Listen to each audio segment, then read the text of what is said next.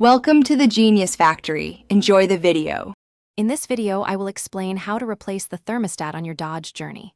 First, gather all necessary tools, including a wrench set, pliers, and a drain pan. It is crucial to ensure your engine is completely cool before beginning any work. For safety, disconnect the negative battery terminal. Then, drain approximately 1/2 gallon of coolant from the radiator to prevent spills during the process. This preparation ensures a smooth and safe replacement. Now, let's locate the thermostat housing, which is typically found near where the upper radiator hose connects to the engine. Using your pliers, loosen the hose clamp and carefully detach the upper radiator hose. Next, you will need to unbolt the 2 or 3 bolts that secure the thermostat housing in place. Once those are removed, gently pull off the housing, and the old thermostat and its gasket should come out with it.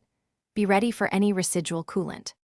With the old thermostat removed, it's time for the new one. First, thoroughly clean both mating surfaces on the engine and the housing to ensure a perfect, leak-free seal. Next, place the new gasket onto your new thermostat. Carefully insert the new thermostat into the housing, paying close attention to its correct orientation. Finally, reattach the housing, tightening the 2 or 3 bolts to the manufacturer's specified torque. This step is crucial for preventing future leaks. You're almost done. Reconnect the upper radiator hose and securely tighten its clamp. Now, refill your cooling system with the correct coolant mixture.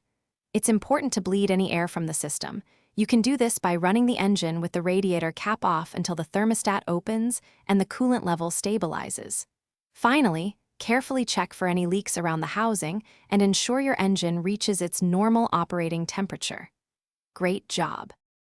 Thanks for watching. If you found this helpful, don't forget to like and subscribe.